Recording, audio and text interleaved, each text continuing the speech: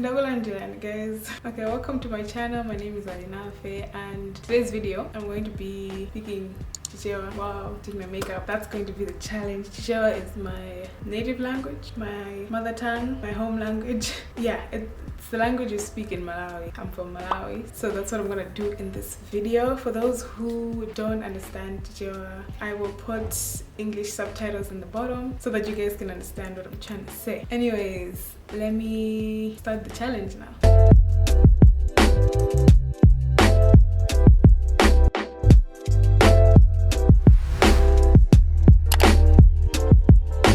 Okay, nakulandirani mulibwanji. Okay, nisanayambe nimayankhwazha bwinobwino. Ine nimazona kuti nimayankhwazha bwinobwino koma nthu ena amati sinimata, anthu ena amati nimata. Ine munduza mulembe pasi muma comments kuti nimata yankhula kapena sinimata. Pause. You can rate me from 1 to 8 in the comments below. Ne munduza inuyo kuti ndiyankhula chiya bwinobwino kapena sinimata kapena nimata. Komano pazinthu zina mu chizungu Amalawi ife tinapanga chichewalize ndi zinthu ngati school zinthu zina ndizichula mu chizungu nemunipetsetse. And pazinthu zina so apapa ndiyambe sikupoda ndikuyankhula. Pazinthu zina apapa ngati iyi ndi baby skin primer wa Maybelline. Singathe kuchula ma products, singathe kuchula zinthu zina mu Chichewa. Okay, ndeni kama product nimayamba ndi baby skin primer wataso ndipo funeka ndigule wa nyuwani. Imathandiza kuti foundation apake bwinobwino pankhope yanga. Nene nthayizina ndimapanga foundation, nthayizina concealer, nekhala ndichoka kumadzulo ndimakonda kuyika foundation chifukwa ndimaona kuti imaoneka bwino madzulo osandi masana. Chifukwa ndimafuna ndizioneka nacho. Komano lero ndigwiritsa ntchito concealer chifukwa ndingojambula zithunzi sino kuchoka poso ndipo ndingojambula zithunzi ndibe maplani. Okay, ndisambe ndi concealer. Ndiyambe ndi ma eyebrows anga. Anthu ena ndi ma beauty guru. Ndeno amangopoda basi amatha kupoda kapena amangopoda kunyumba kuti nanga apange practice sinanga ndi ntchito lawo kapena zinthu kuti zimasanga. That's okay. Koma ineyo ndimangopoda kuti ndioneke ngati munthu, ndioneke osamba. Ndeno ndikamapanga ma eyebrows anga situdziwa ngati mukuona bwinobwino. Sinimajambula kwambiri. Ndimagwiritsa ntchito Maybelline mascara kama dikanga. Maybelline mascara ndiwowuma ndi product yake simapakika kwambiri. Ndimagwiritsa ntchito swala ngati chipeso kuti ndijambule ma eyebrows anga bwinobwino. Tip yanga ndi imeneyo. It's not like singati ndikujambula ma eyebrows anga ndi mascara weniweni. Uyu anata koma ndimagwiritsa ntchito kuti ndipese tsitsi yanga imwambamu. Animathandiza kuti titsitsi zisunthe kwambiri kuti isafufutike. Ndikapanga zimenezo ndeno ndimatenga Maybelline concealer number 45 ndi brush yake. Kenako ndimapaka kuti ndijambule ngati shape ya eyebrow. Sikuoneka ngati sindinapanga chilichonse koma ndikupanga shape bwinobwino eyebrow yanga. Komano ioneka benacho chifukwa ndimakonda kuoneka nacho nanena kaya.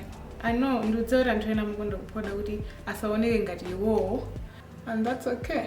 Koma ineyo ndimakhala ndi identity crisis pano ndipanga nkhope yanga yonse. Ndi ndimagwiritsa ntchito Maybelline concealer 45 ndi 40.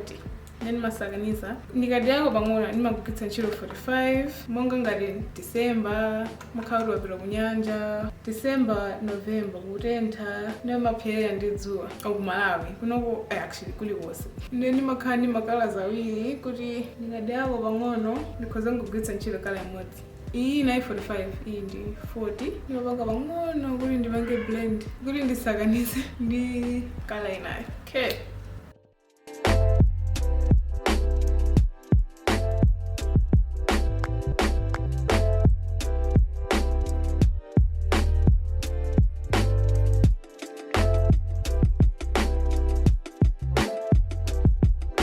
Ndipanga contour ndi foundation odilako ndi Mary Kay Time Wise bronze number 5. Foundation wakalekale sedi komano ndimagwiritsa ntchito pang'ono chifukwa ndi skin yanga ndio wakuda kwambiri foundation. This is my ndimagwiritsa ntchito ngati contour. Panopo ndi kujoni nakusowa malawi saname ndi bwelera mu December. Can't wait. Mendo pake makeup msazilenge serious chifukwa nina kale sindine makeup guru. Ndi method anga ndi a freestyle kombi.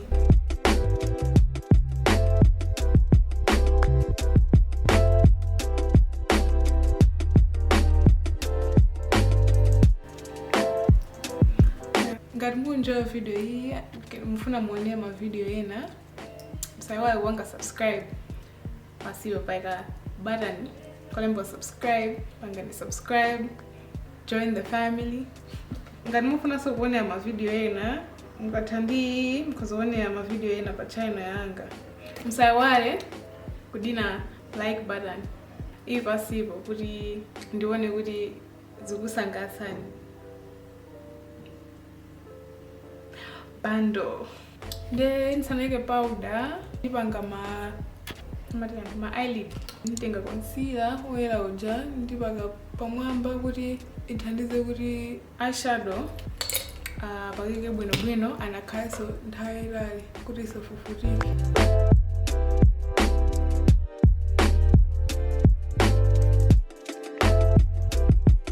Ndi makala zosiyana simudzoli kala yanji abo ndifana ndipange sinanga sinu kuchokapo ndipange ngati yellow orange.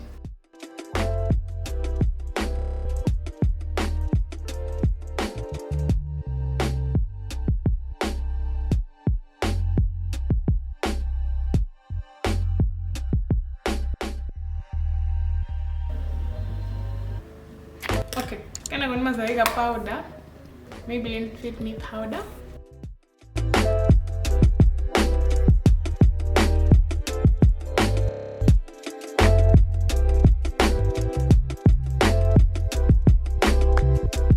Can I go?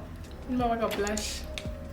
We're doing the All Mary powder blush, peach 130. All legal is this one. I'm going to peach 130. Kena go normal ni maiga highlighter kama highlighter wanga wata nipaga highlighter leo kwa maana nipake lipstick.